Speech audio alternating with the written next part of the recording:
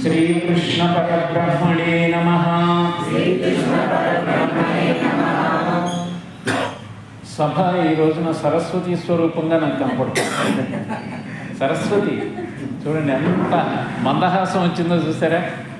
పద్మం వికసిస్తే ఎలా ఉంటుందో అలా ఉంటుందనండి. ఎందుకనంటే మాతృమూర్తులు వచ్చారు ఇక్కడ. దీంతో ఎంత పెర్ఫెక్షన్ వచ్చిందో చూడండి చక్కగా. మీ అమ్మలు లేకపోతే ఈ జగత్తు ఏం లేదమ్మా.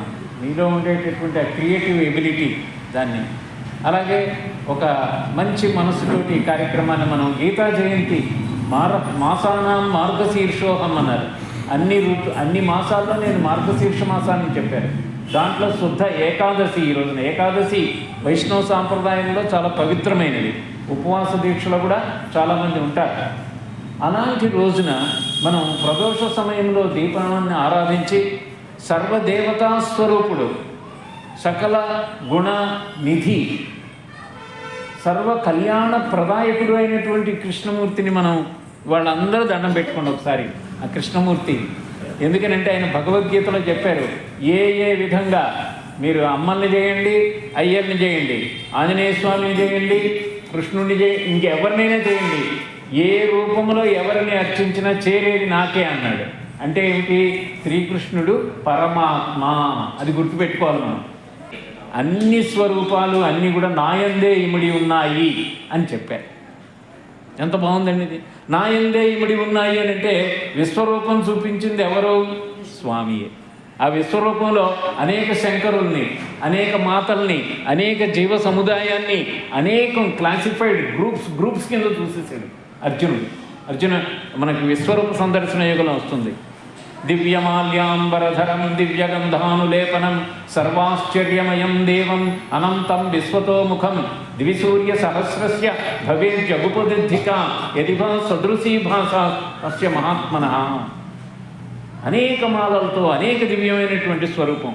ఆ స్వరూపం ఎక్కడుంది అని అంటే భగవద్గీతలో విశ్వరూప సందర్శన యోగంలో ఇచ్చారు. ఇప్పుడు మనం భగవద్గీతలోకి వెళ్తున్నాం. మనసుని ఏకాగ్రంగా దీని మీద పెట్టండి.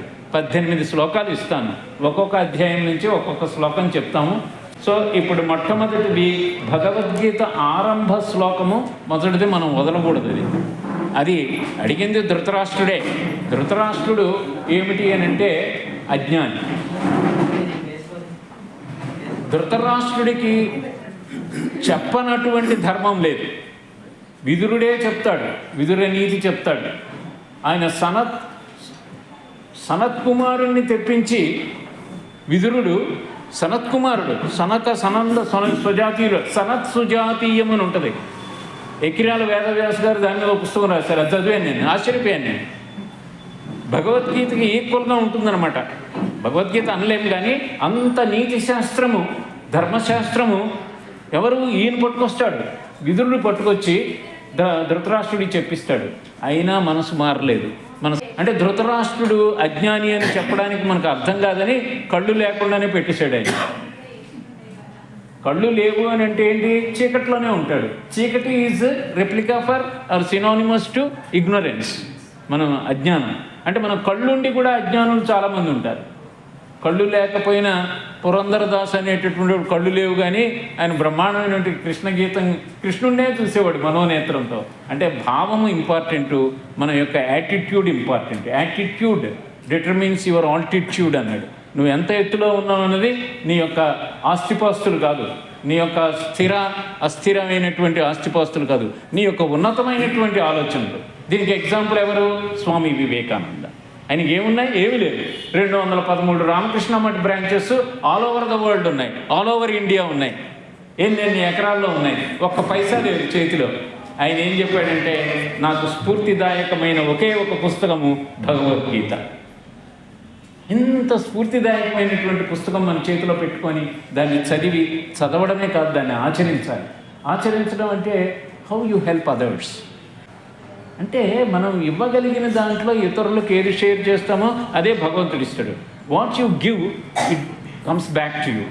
నువ్వు ఏది ఇస్తావో జో దియా ఓయి పాయగా, నువ్వు ఏది ఇస్తావో అదే వస్తుంది. నువ్వు ఎప్పుడు కూడా ఇతరులని మందహాసంతో పరికలించడం, ఏదో ఒక సహాయం చేస్తే ఏదో రూపంగా మనకి సహాయం వస్తుంది. అందుకే ధృతరాష్ట్రుడి గురించి చెప్పడానికి ఇంత వచ్చింది. ఆ ధృతరాష్ట్ర భువాచ అనేది 700 శ్లోకాల్లో ఒక్కసారే ఛాన్స్ ఇచ్చారు ఆయనకి. అంటే అజ్ఞానికి దీంట్లో ప్లేస్ లేదని చెప్పాడు, కానీ అజ్ఞానం నుంచే జ్ఞానం స్టార్ట్ కావాలంటే అజ్ఞానంతోనే స్టార్ట్ అయింది ఇది. అది మొట్టమొదటి శ్లోకం. శ్రీకృష్ణ పరబ్రహ్మణే నమః అథ ప్రథమోధ్యాయః అర్జున విషాదయోగః. ధృతరాష్ట్ర ఉవాచ ధర్మక్షేత్రే కురుక్షేత్రే ధర్మక్షేత్రే కురుక్షేత్రే సమవేతాయుత్సవః మామకాః పాండవాశ్చైవ కిమకుర్వత సంజయ. ధృతరాష్ట్రుడు అడుగుతున్నాడు, సంజయుడు ఆయన మినిస్టర్, సంజయుడిని అడుగుతున్నాడు కురుక్షేత్రములో. అది కురుక్షేత్రం ఎలాంటిది? ధర్మక్షేత్రం. అది ఆ ధర్మక్షేత్రమైనటువంటి కురుక్షేత్రంలో సమావేశమైనటువంటి నా వాళ్ళకి పాండవులకి ఏం జరిగింది అని అంటున్నాడు. ఈ శ్లోకం ఒక స్వామీజీ చెప్తుంటే చెన్నైలో కపాలీశ్వర టెంపుల్ అని ఉంటుంది. ఎప్పుడైనా వెళ్ళకపోతే వెళ్ళండి, చాలా పెద్ద శివాలయం. అక్కడ ఎప్పుడు కూడా భగవద్గీత చెప్పబడుతుండేది. ఇలాగా చెప్పబడుతుంటే ఒక స్వామీజీ వచ్చి చెప్తున్నాడు, ధర్మక్షేత్రే కురుక్షేత్రే. ఇది చెప్పిన తర్వాత ఆయన ఒక అతను నవ్వడం మొదలుపెట్టాడు ఆనందంతో. వెకిలి చేష్ట కాదు, ఆనందంతో. పీఠాధిపతి ఆయన్ని చూసి మనసులో పెట్టుకొని ఆ లెక్చర్ అయిపోయిన తర్వాత అందరిని అతను పిలవమన్నాడు. నువ్వు ధర్మక్షేత్రే కురుక్షేత్రే అని అంటే నువ్వు నవ్వుతున్నావేంటి సభలో, ఏంటి దానికి కారణం ఏంటి అని అడిగాడు పెద్ద ఆయన కనుక. ఏముంది సార్, భగవద్గీత అంతా ఇందులోనే ఉంది సార్ అన్నాడు. ఇప్పుడు నేను 18 అధ్యాయాలు చదివి బోలుడు ఉపన్యాసాలు ఇస్తున్నాను, నువ్వు ఈ శ్లోకంలోనే ఉంది, ఎలా ఉంది చెప్పరా నాన్న అన్నాడు. ఏముంది సార్, ఆ మాట ఇటు ఈ మాట అటు చేయండి అన్నాడు. క్షేత్రే క్షేత్రే ధర్మం కురు అని ఉంది సార్ ఇందులో అన్నాడు. చూసారా, క్షేత్రే క్షేత్రే ధర్మం కురు. In any field of activity you perform your dharma అని ఉంది సార్ అన్నాడు. అటు ఇటు చూసి ఎవరు లేకపోతే ఆయన దండం పెట్టి ఆయనకి ఇచ్చిన మామిడి పండు చేతిలో పెట్టి, బాగుందిరా, నాకు లెక్చర్కి మంచి పాయింట్ ఇచ్చావు, నాకు తెలియలేదని. నీకెలా తెలిసింది అన్నాడు. మా గుళ్ళో పెద్ద అని చెప్తే విన్నాను సార్ అన్నాడు.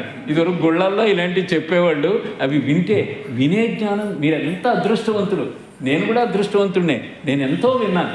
స్వామి రంగనాథానంద గారి దగ్గర నుంచి విద్యాప్రకాశానంద స్వామి, చిన్మయానంద, చిదానంద మహారాజ్ వాళ్ళు చెప్తుంటే ఎలా ఉంటుందంటే గంట సేపు ఉపన్యాసం ఇప్పుడే అయిపోయిందా అని అనిపిస్తుంది అనమాట. అంటే వినడం అనేటటువంటిది ఏంటంటే నువ్వు 10-20 పుస్తకాలు చదివితే వచ్చే జ్ఞానము 1 గంటలో నీకు వచ్చేస్తుంది అన్నమాట. చెప్పే వక్తను బట్టి నువ్వు రిసీవ్ చేసుకునేటటువంటి నీ ఫ్రేమ్ ఆఫ్ మైండ్ని బట్టి. ఇప్పుడు 2వ అధ్యాయం పేరు సాంఖ్యయోగము. ఈ సాంఖ్యయోగము కూడా ఏముంది అని అంటే జ్ఞానము అని అర్థం. ఆ జ్ఞానములో అతి అద్భుతమైనటువంటి శ్లోకము మనకి ఎక్కడొస్తుందని అంటే 11వ శ్లోకం తీసుకుందాం. శ్రీ భగవానువాచ అశోచ్యానన్వశోచస్త్వం ప్రజ్ఞావాదాంశ్చ భాషసే గతాసు నగతాసుంశ్చ నాను శోచంతి పండితాః. దీన్ని కీలక శ్లోకము అంటారు భగవద్గీతలో. ఏమంటారు కీలక శ్లోకం? అశోచ్యానన్వశోచస్వ కీలకం అంటాడు. కీలకం ఇది.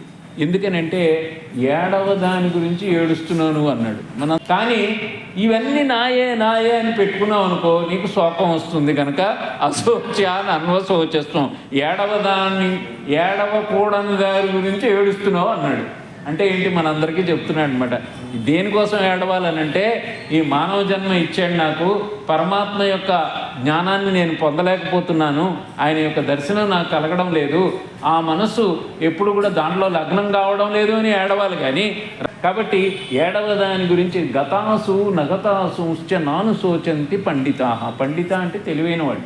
నా పండితులు దాని గురించి శోచించరు అనేటటువంటి కీలక మంత్రం తీసుకున్నాం. నెక్స్ట్ 3వ అధ్యాయంలో మనము కర్మయోగము అని అంటారు. దీంట్లో శ్లోకం ఏమిటనంటే 9వ శ్లోకం తీసుకో. అంటే ఈ ఈ 9వ శ్లోకంలో ఏం చెప్పారంటే యజ్ఞము అనేటటువంటి దాని గురించి చెప్పారు. యజ్ఞము అంటే మనం ఏమనుకుంటామంటే ఒక పంతులు గారిని పిలిచేసి మంత్రాలు వేసేసి దాంట్లో అగ్ని అవి వేసేసి హోమాలు అవి చేస్తుంటాం. అది కూడా కరెక్టే. కానీ శ్రీకృష్ణ పరమాత్మ ఒక గొప్ప డెఫినేషన్ ఇచ్చాడు భగవద్గీతలో. ఏంటనంటే సమాజానికి ఉపయోగపడే పని, నీకు ఉపయోగపడే పని, మంచి పని ఏదైనా కూడా యజ్ఞమే అన్నాడు. ఎంత బాగుందండి, ఎంత బాగుంది. He has changed the entire definition of the యజ్ఞ అనమాట ఇందులో. అంటే వేదముల్లో ఏమవుతుందంటే కర్మకాండతోనే ఉంది ఎక్కువ. ఇది చేయండి, అది చేస్తే ఇది వస్తుంది, ఇది వస్తే ఇంద్రుడు అవుతావు, ఇంద్రుడు అయినా నువ్వు మళ్ళీ భూమి మీదకి రావాల్సిందే. క్షీణే పుణ్యే మధ్యలోకం విశంతి ఏవం త్రయీ ధర్మం అనుప్రపన్న గతం కామాలభంతే. నువ్వు ఇంద్ర పదవైనా అది అయిపోయిన తర్వాత బ్యాంకులో డిపాజిట్ ఉన్నంతసేపే నీకు అది. బ్యాంకులో నువ్వు డబ్బులు ఖర్చు పెట్టేసేవనుకో, నిల్ బ్యాలెన్స్ అయితే మళ్ళీ భూలోకాన్ని రావాల్సిందే. అంటే మానవ జన్మకే ముక్తిని పొందేటటువంటి అవకాశం ఉంది, మిగతా జన్మలకు లేదు. ఈవెన్ దేవుడైనా కూడా, ఇంద్రుడైనా చంద్రుడైనా మళ్ళీ మనిషికైనా రావాల్సిందే అని చెప్తున్నారు. కాబట్టి నువ్వు ఉపయోగపడే పని చేస్తే ఇది యజ్ఞం అవుతుంది. యజ్ఞము ద్వారా నీవు మోక్షాన్ని పొందగలవు అని చెప్తున్నారు. కర్మబంధంలో నువ్వు చిక్కుకోకూడదు అని అంటే నువ్వేం చేయాలంటే ప్రతి పనిని యజ్ఞం ఎలా చేయాలో అట్లా చెయ్యి అన్నారు. ఆ శ్లోకం అన్నమాట. యజ్ఞార్థాత్ కర్మణోన్యత్ర లోకోయం కర్మబంధనః తదర్థం కర్మ కౌంతేయ సంగః సమాచర. ఇది శృంగేరి పీఠాధిపతి ఇప్పుడున్నారు చిన్న ఆయన, విధుభారతి స్వామి ఆయన ఉన్నారు. చిన్న ఆయన సన్నిధానం అంటారు. ఆయనని ఒక ఆయన ఇంటర్వ్యూలో అడిగారు, అయ్యా భగవద్గీతలో అనేక రకాలుగా అయిన జ్ఞానం ఉందనంటే ఆయన ఈ 9వ శ్లోకం చెప్పాడు ఇంటర్వ్యూ. నువ్వు ఏ పని చేస్తున్నా అందరికీ ఉపయోగపడేది అనేటటువంటిది నిర్మలమైన మనస్సుతో నేను చేస్తున్నాను మరి నేను చేస్తున్నాను అనే అహంకారం లేకుండా భగవంతుడి సేవగా నేను చేస్తున్నాను. యజ్ఞంలాగా చేయాలి ఏ పని చేసినా. ఇంట్లో పని, ఇంటిని నువ్వు నీట్గా పెట్టుకున్నావు అదొక యజ్ఞం. కాబట్టి యజ్ఞము అనేటటువంటిది ఇంటి నుంచే స్టార్ట్ చేయాలి. యజ్ఞార్థాన్ కర్మణోన్యత్ర లోకోయం కర్మబంధనః. ఆ విధంగా చెప్తూ కర్మయోగము, కర్మను యజ్ఞంలాగా చేయమని చెప్పేటటువంటి 3వ అధ్యాయం చూశాం. ఇప్పుడు 4వ అధ్యాయంలోకి వెళ్తున్నాము. 4వ అధ్యాయము 39వ శ్లోకం. శ్రద్ధావాన్ లభతే జ్ఞానం తత్పరః సంయతేంద్రియః జ్ఞానం లబ్ధ్వా పరాం శాంతిం అచిరేణాధిగచ్చతి. మొట్టమొదటి 3 వర్డ్స్ చాలా పవర్ఫుల్ వర్డ్స్ అన్నమాట. శ్రద్ధ ఉన్నవాడికే జ్ఞానం వస్తుంది అన్నారు. ఎంత బాగుందండి. శ్రద్ధ లేకపోతే జ్ఞానం వస్తుందా? మీరు శ్రద్ధ ఉండబట్టి ఇక్కడ వచ్చి కూర్చున్నారు. ఇదే సమయం మనకి అశ్రద్ధగా ఉన్న వాళ్ళు వేరే సమయంగా కేటాయిస్తారు. శ్రద్ధావాన్ లభతే జ్ఞానం.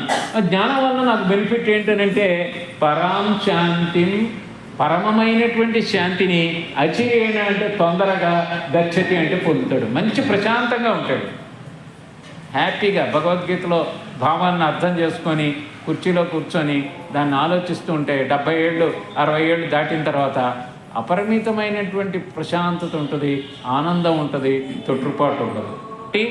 ఇది శ్లోకం మనకు వస్తుంది. శ్రద్ధావాన్ లభతే జ్ఞానం తత్పరః సంయతేంద్రియః. దీనికి 2 క్లాజెస్ కూడా ఉన్నాయి. జ్ఞానం రావాలంటే 2 క్వాలిటీస్ నీలో పెంచుకోవాలి. సంయతేంద్రియః, ఇంద్రియాలు ముందు కంట్రోల్లో ఉండాలి. ఇంద్రియాలకి హెడ్ ఎవరు? మనస్సు. మనస్సు ఏమిటి అని అంటే పగ్గం అన్నమాట. ఇంద్రియాలేమో గుర్రాలు. ఇంద్రియాలు ఎన్ని ఉన్నాయి? 5 గుర్రాలు ఉన్నాయి. ప్రథమం ద్వారం అన్నాడు. ఇది ప్రథమం ద్వారం. వాంగ్ నిరోధో అపరిగ్రహ ప్రథమం ద్వారం అన్నాడు. వాక్కుని నిరోధించడం అనేది ఫస్ట్ డోర్ అంట ఓపెనింగ్కి. The 6-lettered poisonous word on this planet is gossip అన్నాడు ఒకడు. గాసిప్లో ఎన్ని అక్షరాలు ఉన్నాయి? GOSSIP. మనస్సుని మనం నియంత్రించాలి అని అంటే ఇతరులను చేసేటటువంటి మంచి పనులను కూడా మనం అబ్జర్వ్ చేసి చేయాలి. తత్పర సంయతేంద్రియ అన్న మాటకి అది అర్థం అనమాట. సంయత అంటే కంట్రోల్ వాట్ ఇంద్రియాస్. ఎంత బాగుందండి. అందుకే సంయతేంద్రియ, ఇంద్రియాల్ని సబ్డ్యూ. ఇంద్రియాలు వదిలేయద్దని కాదు. కన్ను ఉంది కదా, ఇది అన్నీ చూసేస్తుంది, పొడి చేసుకోక్కర్లేదు. నేను ఎంతవరకు చూడాలి ఏంటి, ఎంతవరకు మాట్లాడాలో అంతవరకు మాట్లాడాలి. వివేకానంద గారు చికాగో కాన్ఫరెన్స్లో మాట్లాడుతుంటే భారతదేశాన్ని గురించి 2-3 విపరీతంగా అభ్యంతరకరమైనటువంటి వ్యాఖ్యలు చేశారు. ఆయన చూడండి, సంయతేంద్రియ కనుక ఏం మాట్లాడాల. ఆయన ఉపన్యాసం అయిన తర్వాత ఇప్పుడు ముగ్గురు నన్ను ప్రశ్నించారు కదా నా భారతదేశాన్ని గురించి, ఋషులు వేదభూమి అయిన నా భారతదేశాన్ని ప్రశ్నించారు కదా, ఇందులో ఎంతమంది ఉపనిషత్తులు చదివారు చేతులు పైకెత్తండి అన్నాడు. ఎవడెత్తలా. అంటే ఉపనిషత్తులు చదవకుండా మా జ్ఞానాన్ని గురించి చెప్పే అర్హత మీకు ఎక్కడుంది? పోనీ ఉపనిషత్తుల సారమైన భగవద్గీత ఎవరైనా చదివారా? ఎవరు చేయెత్తలా. భగవద్గీత చదవలేదు, ఉపనిషత్తులు చదవలేదు. అసంఖ్యాకమైనటువంటి పురాణ గ్రంథాలు ఉన్నాయి మా దగ్గర. ఏమీ చదవకుండా మాకేమీ తెలియదని చెప్పే అర్హత మీకు ఎక్కడిది అని అంటే, వాళ్ళు వచ్చి తర్వాత ఏం చేశారు తెలుసు, వాళ్ళు రియలైజ్ అయ్యారు. అపాలజీ చెప్పారు. ఆయన మనం చెప్పాను అపాలజీ చెప్పారు. నేను చదవలేదు సార్, ఆ పుస్తకాలు ఉన్నాయని అంటే, నెక్స్ట్ స్పీచ్లో భగవద్గీత గురించి చెప్తానంటే నేను తప్పకుండా వస్తాం సార్ అని. వాళ్ళు ఎవరంటే ప్రొఫెసర్స్ యూనివర్సిటీ వాళ్ళు. మా యూనివర్సిటీ వచ్చి మా స్టూడెంట్స్ని అడ్రస్ చేయమని అంటే, అమెరికాలో ఆ రోజుల్లో 1893, 94, 95 ఉన్నారు అక్కడ. 3 ఏళ్ళు 6 నెలలు ఉన్నారు ఆ రోజుల్లో. ఆయన ఉపన్యాసాలకి ఎక్స్ట్రా చైర్స్ వేయాల్సి వచ్చేది. జనం బాగా విరగబడి వచ్చేసి ఆయనకు ఒక బిరుదు ఇచ్చేశారు. ఏం బిరుదు ఇచ్చేశారు తెలుసా? తుఫాను సన్యాసి, సైక్లోనిక్ మాంక్ అన్నారు. ఏమన్నారండి? సైక్లోనిక్ మాంక్ అన్నారు ఫ్రమ్ ఇండియా. ఆయన అడిగారు, ఎక్కడి నుంచి వస్తుంది మీకు శక్తి? ఇదే ఎత్తి చూపించేవాడు భగవద్గీత మీకు ఎక్కడి నుంచి వస్తుంది ఈ శక్తి? వినే శక్తి, చెప్పే శక్తి భగవంతుడు అంతరాత్మగా ఉండి మనకి ఇస్తున్నాడు. సో మనం ఇప్పుడు 4వ అధ్యాయంలో జ్ఞానం యొక్క ఇంపార్టెన్స్ని మనం తెలుసుకున్నాం. ఇప్పుడు 5వ అధ్యాయంలోకి మనం వెళుతున్నాం. 5వ అధ్యాయం పేరు కర్మ సన్యాస యోగము. దీంట్లో ఏం చెప్తున్నారనంటే 13వ శ్లోకము ఇంద్రియాలని నిగ్రహించాలి అని ఇందాక చెప్పారు కదా. ఇంద్రియాలను నిగ్రహించాలంటే ప్రాక్టీస్ ద్వారా వస్తుంది, ఇది కూడా అభ్యాసంతో వస్తుంది. అభ్యాసం ఎలాగ చేయాలి అనేటటువంటిది ఈ శ్లోకం 13వ శ్లోకం తీసుకోండి చక్కగా. సర్వకర్మాణి మనసా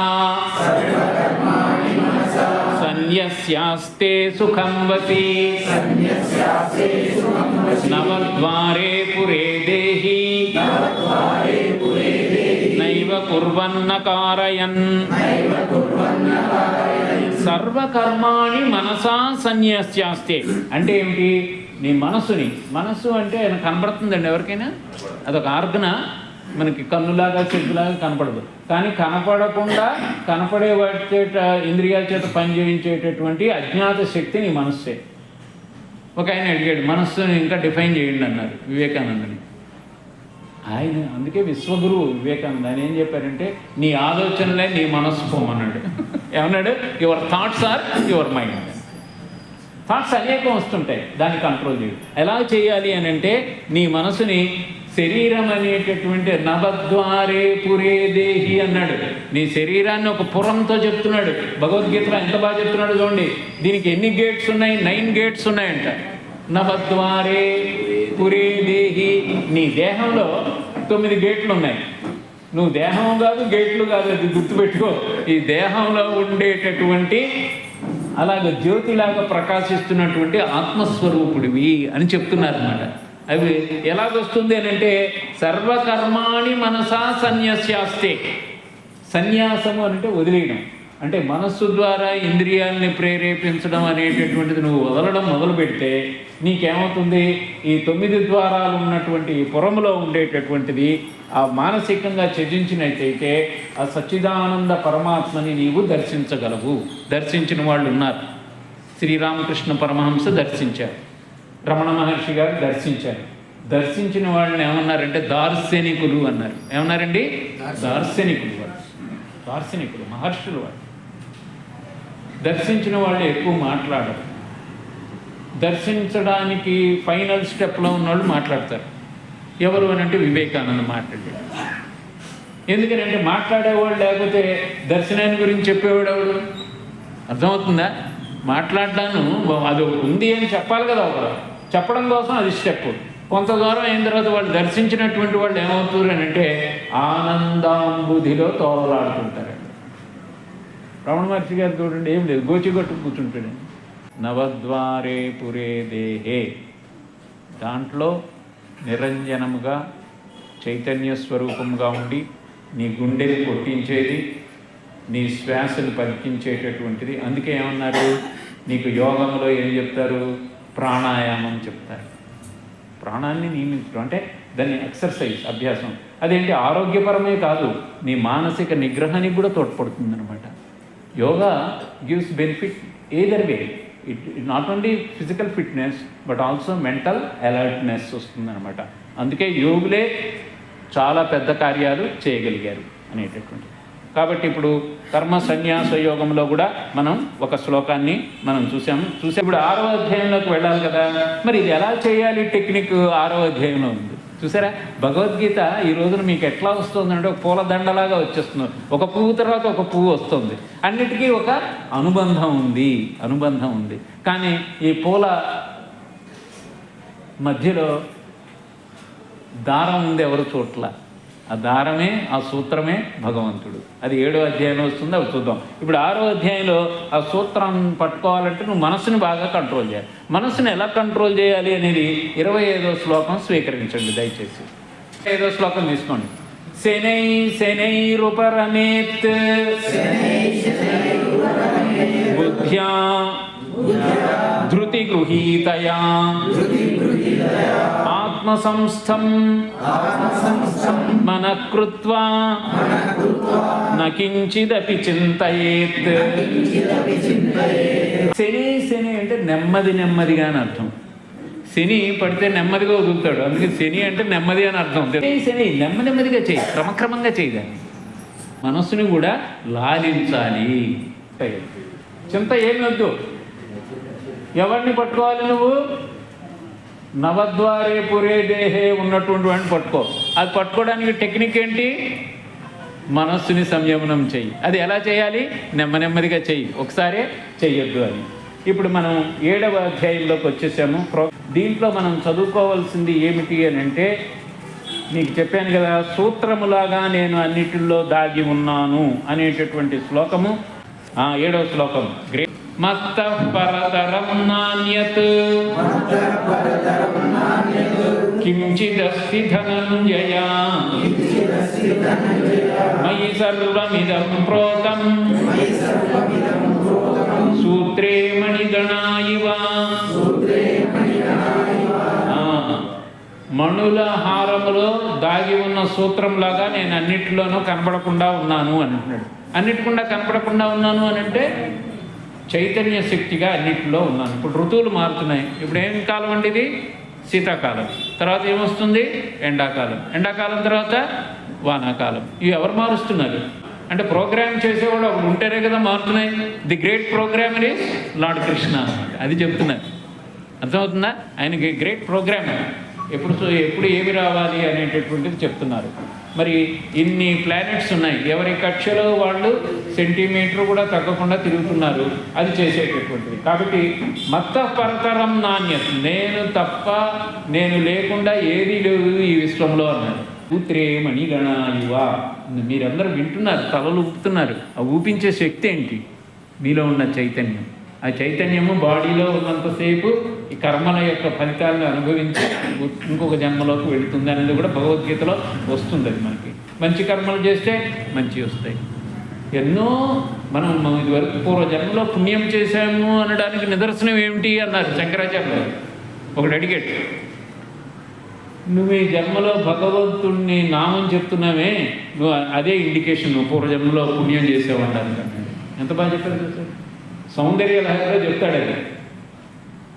శివశక్త్యా యుక్తో యది భవతి శక్తః ప్రభవితుం న చేదేవం దేవో న ఖలు కుశలస్పందితుమపి అతస్త్వమారాధ్యం హరిహరవిరించాదిభిరపి ప్రణంతుం స్తోతుం వా అకృత పుణ్య ప్రభవతి. ఆమె ఆఖరి మాటలో పెట్టాడు, నేను ఇదివరకు పుణ్యం చేశాను కనుక ఈరోజు నేను స్మరిస్తున్నాను తల్లి అన్నాడు. ఇదివరకు పుణ్యం చేశాను కనుక నేను భగవద్గీత చెప్తున్నాను. ఈ రోజున నేను పుణ్యం చేశాను కనుక మీలాంటి సత్సంగం దొరికింది నాకు. మీరు పుణ్యం చేశారు కనుక భగవద్గీత పుస్తకం మార్గశిర శుద్ధ ఏకాదశి మీ దగ్గరికి వచ్చేస్తుంది. అన్య చింతన వద్దు, అనన్య చింతన దీని మీదే ఉండాలి ఎంతసేపు. సో 7వ అధ్యాయం చూసాము. 8వ అధ్యాయంలో 13వ శ్లోకం. ఇప్పుడు 13వ శ్లోకము 87వ పేజీ. ఇది ఓంకారం యొక్క గొప్పతనం చూసారా. ఈ ఒక్కొక్క శ్లోకంలో ఒక ఒక ఒక మణిమయమైనటువంటి శ్లోకాలు అన్నమాట ఇవన్నీ కూడా. ఓంకారము ఏంటంటే అకార ఉకార మకారాల సంయోగము. దీని మీద ఒక ఉపనిషత్తు ఉంది, దాని పేరు మాండుక్యోపనిషత్తు. మాండుక్యోపనిషత్తు అకార ఉకార మకారాలు ఏంటంటే స్థూల సూక్ష్మ కారణాలకి సంకేతం. ఇంకోటి ఏంటంటే స్వప్న జాగ్రత్త సుషుప్త అవస్థలకి చిహ్నం. ఓంకారం తర్వాత సైలెన్స్ ఉండాలి. ఓమిత్యేకాక్షరం బ్రహ్మ, ఓమిత్యేకాక్షరం బ్రహ్మ వ్యాహరన్ మామనుస్మరన్ యప్రయాతి త్యజన్ దేహం సయాతి పరమాం గతిం. సయాతి అంటే వెళ్ళిపోవడం, పరమాం గతిం వెళ్ళిపోయేటప్పుడు ఓంకారం చెప్పిన వాడు మోక్షాన్ని పొందుతాడు అని ఒక సీక్రెట్ చెప్పారు కదా. భావార్థం ఏంటంటే రోజు నువ్వు ప్రాక్టీస్ చేస్తే అది గుర్తుంటుంది. ఇప్పుడు అంతే కదా. అందుకే లేవంగానే ఏం చెప్తాం, రామ రామ కృష్ణ కృష్ణ హరే రామ హరే రామ. ఎందుకంటే నీకు ఆ టైంకి వేసుకుంటున్నావు డిపాజిట్. ఇప్పుడు అప్పుడు గుర్తొస్తుంది ఏమీ లేను అన్ని వెళ్ళు. ముప్పున కాలకింకరులు ముంగిట వచ్చిన వేళ, రోగములు గొప్పురమున కపము కుతుక నిండిన వేళ, బాంధవులు కప్పిన వేళ, నీ నామస్మరణ కల్గునో లేదో నాటికిప్పుడే తప్పక చేతు నీ భజన దాశరథి కరుణాపయోనిధి. అంత బాగా చెప్పాడండి. మా తెలుగులో చెప్పేవాళ్ళు ఈ పద్యాలు చిన్నప్పుడు. ముప్పున కాలకింకర్లు అంటే యమభట్టులు వచ్చేసి ముప్పున కాలకింకరులు ముంగిట వచ్చిన వేళ రామ అందామంటే కఫం అడ్డు వచ్చేసింది అన్నట్లా అంటున్నాడు. మరి నోరు బాగా ఉన్నప్పుడు ఎప్పుడైనా రామనామం చెప్తే కదా నువ్వు అప్పుడు రావడానికి. కఫము కుతుక నిండిన వేళ, బాంధవులు కప్పిన వేళ, నీ నామస్మరణ కల్గునో లేదో. నేను చెప్పలేదు, నా చేతులు లేదు. కాబట్టి నాటికి ఇప్పుడే తప్పక చేతు మీ భజన దాశరథి కరుణాపయోనిధి. కాబట్టి తప్పక మనం చదవలసిన పుస్తకం ఏది? చదువుతారా? ఎంతమంది ప్రామిస్ చేస్తారు? చేతులు పైకెత్తండి. కొంతమంది సగం చేయగలుగుతున్నారు. తప్పట్లు కొట్టండి. ఇప్పుడు థ్యాంక్ యూ మీ అందరికీ నేను కృతజ్ఞుడిని. నేను ఇంత జ్ఞానం, ఇన్ని భగవద్గీతలు, ఇన్ని పుస్తకాలు చదివి ఇంట్లో కూర్చుంటే ఎవరికి ఉపయోగం అండి? ఓకే, నెక్స్ట్ ఇప్పుడు మనం ఎన్నో అధ్యాయంలో పోవాలండి? 9వ అధ్యాయంలో మీకు ఎంత గొప్ప శ్లోకం వస్తుందని అంటే అదిరిపోయే శ్లోకం వస్తుంది. 26వ శ్లోకం. ఇప్పుడు 26వ శ్లోకంలో భగవంతుడికి ఎంతో పూజ చేసేయాలి, నేను బండెడు పూలు తీసుకొచ్చేసి బంగారు ఆభరణాలు చేయించేయాలని అనుకుంటారు. అక్కర్లేదురా నాన్న అని చెప్తోంది భగవద్గీత. నీ మనసును కూడా నిర్మలంగా పెట్టుకోవాలని చెప్పే శ్లోకం ఇది. అద్భుతమైన శ్లోకం, తీసుకోండి. 26వ శ్లోకం. ఓకే. పత్రం పుష్పం ఫలం తోయం యో మే భక్త్యా ప్రయచ్చతి తదహం భక్త్యుపహృతం అశ్నామి ప్రయతాత్మనః. అశ్నాని అని అంటే అర్థం అంటే తింటాను అని అర్థం, తీసుకుంటాను అని అర్థం. అశ్న అంటే తినడం అన్నమాట. అశ్నామి నేను తింటాను, నేను స్వీకరిస్తాను. ఏమిటిది? పత్రం కానీ, పుష్పం కానీ, ఫలం కానీ, తోయం కానీ. యో మే భక్త్యా ప్రయచ్చతి, ఎవరైతే భక్తితో ఇస్తారో. భక్తి అనేది ఏంటంటే టోటల్ సరెండర్ ఉండాలి దాంట్లో, టోటల్గా అన్నమాట. నెమ్మదిగా అలవాటు చేసుకోవాలి అది. అది చూడాలి. పత్రం పుష్పం ఫలం తోయం, యోమే ఎవడైతే భక్తితో ప్రయచ్చతి ఇస్తాడో, తదహం దాన్ని నేను భక్ష్యుప అశ్నామి తీసుకుంటాను, ప్రయతాత్మన మంచి మనసుతో ఇస్తే. మనసు ఇంపార్టెంట్ అన్నమాట. ఇప్పుడు విభూతి యోగంలోకి వచ్చేసాం మనం. 10వ అధ్యాయం 20. అహమాత్మా గుడాకేశ సర్వభూతాశయస్థితః అహమాదిశ్చ మధ్యం చ భూతానామంత ఏవ చ. అహం అంటే నేను, గుడాకేశ అంటే ఓ అర్జున, గుడాకేశ అంటే అర్జున అని అర్థం. అర్జునుడికి ఆ టైటిల్ ఎందుకు వచ్చింది అంటే నిద్రని జయించిన వాడిని గుడాకేశుడు అంటారు. సీక్రెట్ తెలిసిందే. ఎక్కడ పుస్తకంలో దొరకదు మీకు. గుడాకేశుడు అని అంటే ఈ నిద్రని జయించినవాడు. నిద్రని అర్జునుడు జయించడం ఏంటంటే పాశుపతాస్త్రం కోసం ఒక ప్రాక్టీస్ చేశాడు ఆయన. శివుడు ప్రత్యక్షమయ్యేదాకా నిద్రాన్ని కూడా నిర్జరించి నిద్రని ఆపుకొని ఆ ఓం నమ శివాయ మంత్రాన్ని పారాయణ చేస్తే శివుడు పశుపతి యొక్క అస్త్రం, పాశుపతాస్త్రం. అందుకని అప్పుడు ఆయన ఏం చేశారంటే, ఒక పెద్ద ఆయన నీకు గుడాకేశనో టైటిల్ ఇచ్చాను పో అన్నాడు. ఆయనకి టైటిల్స్ చాలా ఉన్నాయి అర్జునుడికి. కిరీటి, సవ్యసాచి, ధనంజయ. మా ఇంట్లో మా అమ్మగారు చిన్నప్పుడు పిడుగులు పడేటప్పుడు ఈ 10 పేర్లు చదవంటారా అన్నారు. చెప్పాలి కదా, ధనంజయ, కిరీటి. ఇప్పుడు అహమాత్మా గుడాకేశ, నేను గుడాకేశ ఓ అర్జున, అహం నేను సర్వభూతాశయస్థిత, అందరిలో చైతన్య స్వరూపంగా ఉన్నాను అనేటటువంటిది మనకి ఇక్కడ చెప్పారన్నమాట. ఇప్పుడు 11వ అధ్యాయంలో మీరు 112వ పేజీ తీయండి, 11వ శ్లోకం చదవండి. చెప్తాను. 11వ శ్లోకం 112వ పేజీ. దివ్యమాల్యాంబరధరం దివ్యగంధానులేపనం సర్వాశ్చర్యమయం దేవం అనంతం విశ్వతోముఖం. విశ్వరూప సందర్శన యోగంలో వచ్చింది. ఎలాగున్నాడు? దివ్యమాల్యాంబర, అనేక దివ్యమైనటువంటి మాలలు ధరించున్నట్ట. దివ్య గంధానులేపనం, దివ్యమైనటువంటి సుగంధాలన్నీ కూడా ఆయన్ని ఆ యొక్క ఫ్రాగ్రెన్స్ వస్తూ ఉందన్నమాట. అందరూ ఆశ్చర్యపోతున్నారంట దేవతలందరూ, అంత గొప్ప స్వరూపాన్ని చూశాము అని. 12వ అధ్యాయము మనం దేంట్లోకి వచ్చేసామనంటే భక్తి యోగంలోకి వచ్చేసాము. 15వ శ్లోకం. ఇది స్వామి రంగనాథానంద గారి ఫేవరెట్ శ్లోకం. యస్మాన్నో ద్విజతే లోకో లోకాన్నో ద్విజతే చయః హర్షామర్షభయోద్వేగైః తో యస్స చ మే ప్రియః. ఎవరిని చూసి ప్రపంచం భయపడదో, ఎవడు ప్రపంచాన్ని చూసి భయపడడో వాడు నా భక్తుడు అంటున్నాడు.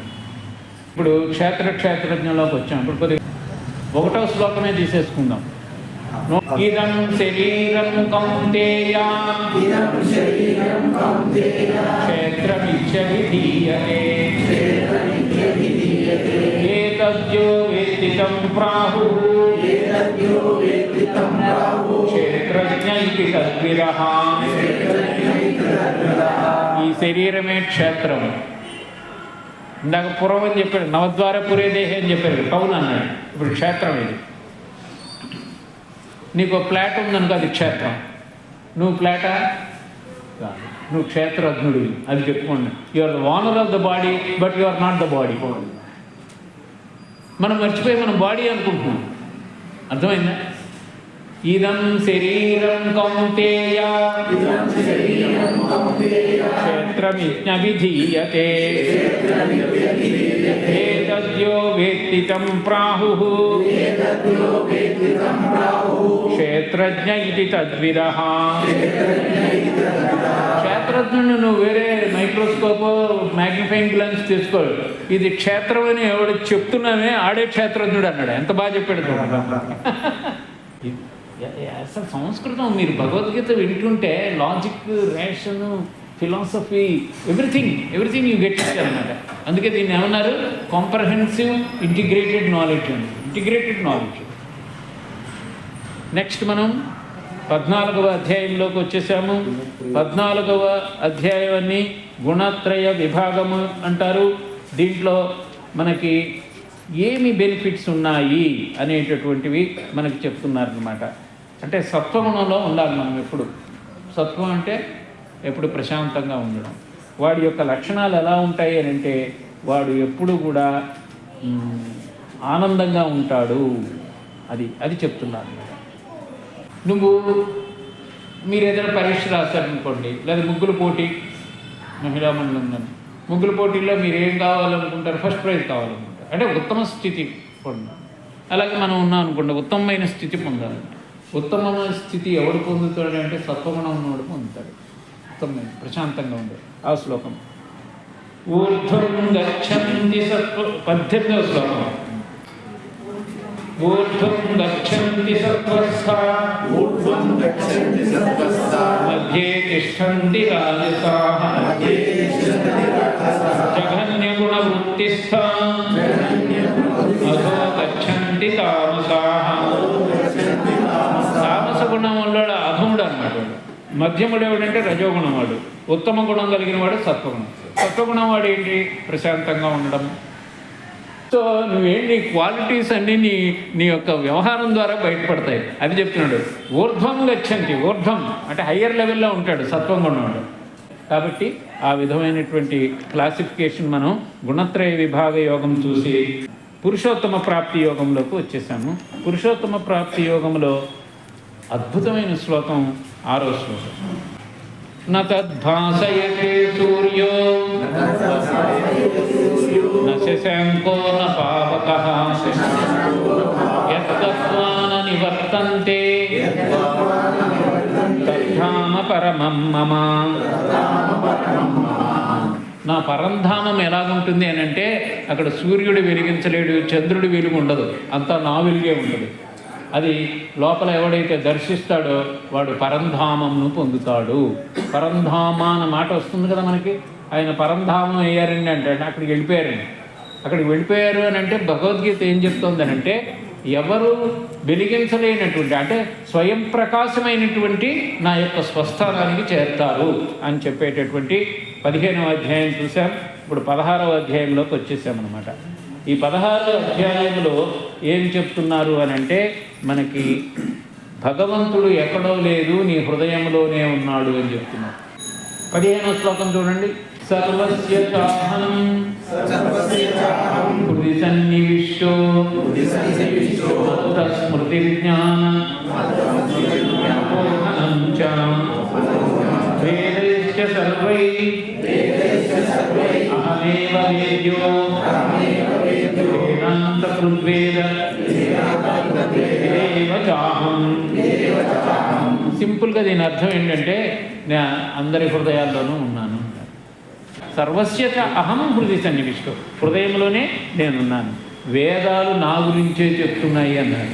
వేదాలు నా గురించే చెప్తున్నాయి అని అంటే ఈ దేంట్లో చెప్పారు? అది భగవద్గీతలో చెప్పారు. అంటే భగవద్గీత వేదముల యొక్క సారమని గ్రహించాలి. ఇప్పుడు 16వ అధ్యాయంలోకి దైవాసుర సంపద్ విభాగ యోగం నంబర్ శ్లోక 1 తీసేసుకున్నాం.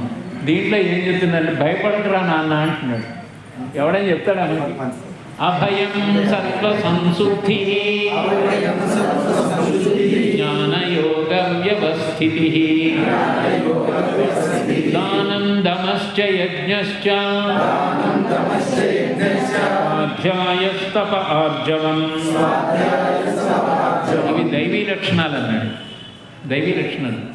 చక్కగా మీరు డ్రెస్ చేసుకున్నారు, చక్కగా బొట్టు పెట్టుకున్నారు, వచ్చారు. దైవీ లక్షణం. అసురీ లక్షణం ఏంటి? ఏమైంది? అభయం సత్వ సంశుద్ధి. Be fearless. ఏంటి భయం? దేనికి భయపడతావు? నీ పని నువ్వు జాగ్రత్తగా చేసుకుంటూ వెళ్ళిపో. కొంతమంది ఊరికే భయపడిపోతుంటారు. భయం వద్దని చెప్తాను భగవద్గీత. Be fearless. ఇది వివేకానందకి బాగా ఇష్టం. Be fearless. నువ్వు సరైన మార్గంలో భయపడాల్సిన అవసరం ఏంటి? సత్వ సంశుద్ధి నువ్వు ఎప్పుడు కూడా మనసుని శుద్ధిగా పెట్టుకో, అంతఃకరణ తత్వ సంశుద్ధి. జ్ఞానం ఎక్కడుందో అక్కడ వెళ్ళి కూర్చోమంటున్నాడు. జ్ఞానయోగ వ్యవస్థ. Connect your self to the source of knowledge. Knowledge building యాక్టివిటీలో నువ్వు ఉండు. ఇప్పుడు నాలెడ్జ్ బిల్డింగ్ యాక్టివిటీలో మనం సత్వ సంశుద్ధి, జ్ఞానయోగ వ్యవస్థితి, దానం. ఇప్పుడు ఉత్తమమైన దానం ఇచ్చారు మీరు ఇవాళ పుస్తకం. ప్రపంచంలో అతి బాధ దుఃఖంలో ఉండేవాడు ఎవడో తెలుసా? 17వ అధ్యాయంలోకి వచ్చేసాడు. 167వ శ్లోకం. దీంట్లో నువ్వు ఎలా మాట్లాడాలో చెప్పారు. 15వ శ్లోకం ప్లీజ్. 15వ శ్లోకం. అనుద్వేగకరం వాక్యం సత్యం ప్రియహితం చయత్ స్వాధ్యాయాభ్యసనం చైవ వాంగ్మయం తప ఉచ్యతే. నువ్వు తపస్సు అని చెప్పేసి గడ్డం పెంచేసుకొని హిమాలయ పర్వతాలకు వెళ్ళిపోక్కర్లా. 3 రకాల తపస్సులు చెప్తున్నాను. దాంట్లో వాక్కుతో చేసే తపస్సుని చెప్తున్నాను. ఇందులో నువ్వు ఇతరులకు మాట్లాడే మాటలు, బాధించని మాటలు, నొప్పి కలగని మాటలు మాట్లాడండి. అర్థమవుతుందండి? ఇతరులను బాధించకు ఎప్పుడు మాట్లాడు. అనుద్వేగకరం వాక్యం అంటే అది అర్థం. సత్యం, సత్యాన్ని. ప్రియం, ఎఫెక్షనేట్గా మాట్లాడు. కలిసారు అనుకోండి, ఏమన్నా బాగున్నారా మీరు? స్మైల్. స్మైల్కి లాంగ్వేజ్ ఏమైనా ఉంటుందా? ఉండదు కదా. Calm, help others, speak pleasantly, meditate, don't worry, be fearless, maintain yourself in a regulated manner. అంటే ఒకసారి ఆలోచించుకోవాలి మనం, మన పిల్లలకు కూడా. కాబట్టి నేను శ్రీనివాసులు గారిని కూడా అభ్యర్థన చేసేది ఏంటంటే, మనం మీ తల్లిదండ్రులు అందరూ ఉన్నారు కనుక ఈ గీతా జయంతి రోజున ఒక డెసిషన్ ఒకటి తీసుకోండి. మన కమ్యూనిటీ హాల్లో ఎవ్రీ సండే భగవద్గీత పిల్లలకి నేను ఉచితంగా నేర్పుతాను. 18వ అధ్యాయంలోకి వచ్చేసాం. సో మోక్ష సన్యాస యోగంలో మనం వదలకూడనటువంటిది చిట్ట చివరి శ్లోకంలోకి వచ్చేసాము. 78వ శ్లోకం తీసుకోండి. 66వ శ్లోకం. సర్వధర్మాన్ పరిత్యజ్య మామేకం శరణం వ్రజ అహత్వా సర్వపాపేభ్యో మోక్షయిష్యామి మా శుచః. ఇది మొట్టమొదటి మీకు కీలక శ్లోకం చెప్పాను కదా, ఇది బీజ శ్లోకం. కీలకానికి బీజానికి తెలిసిందా? కీలకం అంటే ఓపెనింగ్, బీజం అంటే from which it crops up. బీజంలోంచే కదా వృక్షం వచ్చేది. అదే అన్నమాట. అంటే నువ్వు ఏం చేస్తున్నా అనహంకార స్థితిలో నన్ను శరణొచ్చినట్టయితే నేను నిన్ను ఉద్ధరిస్తాను అని చెప్పే ప్లెడ్జ్ అంటారు, నేను ఓత్ అంటారు కదా. అందుకని ఇక్కడ కూడా ఆయన ప్రామిస్, ఐ ప్రామిస్ అని చెప్తున్నాడు. మామి అహం త్వా, నీ యొక్క సర్వపాపేభ్యో, నీ మిస్డీడ్స్ ఏమైనా ఉంటే, మనం ఏం పాపాలు చేయం, మనం అందం పుణ్యాత్ములవే, కానీ ఎప్పుడెప్పుడో కొన్ని పొరపాటుగా చేసేస్తుంటాం. అలాంటివన్నీ కూడా మాఫ్ చేస్తానంటున్నాడు, అన్నీ రైట్ ఆఫ్ చేస్తానంటున్నాడు. సర్వపాపేభ్యో మోక్షయిష్యామి మా శుచః, నీకు నేను మోక్షాన్ని కూడా ఇస్తానని ఒక ఎష్యూరెన్స్ ఇస్తున్నారు. మన సీనియర్ సిటిజన్స్కి ఈ శ్లోకం చాలా ఇంపార్టెంట్. సర్వధర్మాన్ని పరిత్యజ్య. మనం ఏం చేస్తాం తెలిసి మన చేతిలో కొన్ని ఉండవు, అన్నింటికీ ఆయన శరణ జొచ్చాలి అని చెప్తూ ఇక్కడ 78 ఆఖరి శ్లోకము. భక్తి శ్రద్ధలతో శ్రీకృష్ణ పరమాత్మని మీ హృదయంలో ఉంచుకొని చదవండి. యత్ర యోగేశ్వర కృష్ణో యత్ర పార్థో ధనుర్ధరః తత్ర శ్రీర్విజయో ధ్రువా నీతిర్మతిర్మమా. యత్ర అంటే ఎక్కడైతే యోగేశ్వరుడైన కృష్ణుడు ఉంటాడో, ఎక్కడైతే ధనుర్ధారి అయిన అర్జునుడు ఉంటాడో అక్కడ ఏముంటాయి అని అంటే ఐశ్వర్యాలన్నీ ఉంటాయి, సుస్థిరమైనటువంటి శాంతి ఉంటుంది, విజయం ఉంటుంది అని చెప్తున్నారు. ఇప్పుడు మనం గీతా మహాత్మ్యం శ్లోకము ఒక్కటే చెప్తాను. గీత ఎవరు చదివితే వాళ్ళు గంగలో స్నానం చేసినట్టు అని చెప్తున్నారు ఇక్కడ. చూసారా, మీరు గంగకి వెళ్ళి స్నానం చేయక్కర్లేదు అనేటటువంటిది. అంటే జ్ఞానగంగలో మీరు స్నానం చేసినట్టు అని అర్థం. అర్థమైందా? ఆ శ్లోకం ఏంటంటే భగవద్గీత మహాత్మ్యం అని ఉంటుంది. మల నిర్మోచనం పుంసాం జలస్నానం దినే దినే సకృద్గీతాంభసి స్నానం సంసారమలనాశనం. ఈ సంసారంలో మనకి మలము అని అంటే అశుద్ధమని అర్థం, అంటే ఇంప్యూరిటీస్.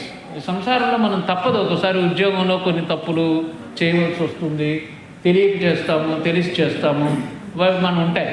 అవన్నిటి నుంచి నీవు గంగలో స్నానం చేసిన వాడు పవిత్రం ఎలాగవుతాడని చెప్తారో అలాగే సకృత్ గీతాంభసి, ఈ గీతా జ్ఞానంలో కనుక నువ్వు మనసును పెట్టుకొని అవి మళ్ళీ చేయకుండా ఉన్నట్టయితే ఏమవుతుంది, అది నువ్వు పవిత్రుడు అవుతావు అని చెప్తున్నారు. మల నిర్మోచనం పుంసాం, నువ్వు ఎలాగైతే పైన ఉండేటటువంటి చెమట మట్టి పోవడానికి రోజు స్నానం చేస్తావో నీ సంసారంలో ఉండేటటువంటి మలినాలను తొలగించుకోవడానికి రోజు ఈ గంగా అనే గీతా గంగలో నువ్వు స్నానం చేయని చెప్తున్నాను, చేస్తే పోతాయి అని చెప్తున్నాను. ఇది గీతా మహాత్మ్య శ్లోకం. గీత చదివిన తర్వాత రోజు ఇది ఒక శ్లోకం చదవండి. ఈ విధంగా శ్రీకృష్ణ పరమాత్మ అనుగ్రహంతో అన్ని అధ్యాయాలు టచ్ చేయాలని చేశాను. ఇప్పుడు మనం శాంతి మంత్రంతో మనం కార్యక్రమాన్ని ముగించుకుందాం. చాలా నాకైతే గీతా జయంతి 100% చేసినటువంటి అనుభవం నేను పొందుతున్నాను, మీరు కూడా పొందుతున్నారని నేను అనుకుంటాను. సో మీ అందరికీ నేను కృతజ్ఞతలు. మీ హృదయంలో ఉన్న వాసుదేవునికి నేను ఏకాదశి రోజున ఇచ్చేటటువంటి జ్ఞానప్రసాదంగా ఇది భావిస్తూ మీ అందరిలో నా ఫ్యామిలీ మెంబర్స్ని చూస్తున్నాను. తల్లులు విపరీత బాగా వచ్చారు. మీ అందరికీ నా ప్రణామాలు. మీరు వింటున్నటువంటి గీతా శ్రోతలందరికీ నా ప్రణామములు. ఎందుకంటే మీ అందరి హృదయంలో కూడా చైతన్యమూర్తిగా శ్రీకృష్ణ పరమాత్మ ఉన్నాడు. నాకు ఈ అవకాశాన్ని మీరందరూ కలిగించినందుకు ధన్యవాదాలు చెప్తూ శాంతి మంత్రం చెప్తాను.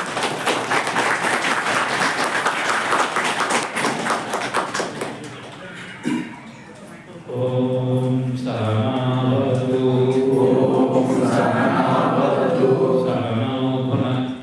సహనౌ భునక్తు సహవీర్యం కరవావహై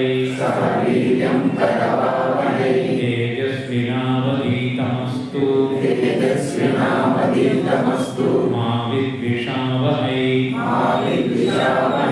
ఓం శాంతి శాంతి శాంతి లోకాః సమస్తాః సుఖినో భవంతు. సర్వం శ్రీకృష్ణార్పణమస్తు. శ్రీకృష్ణ భగవాన్ కీ జై.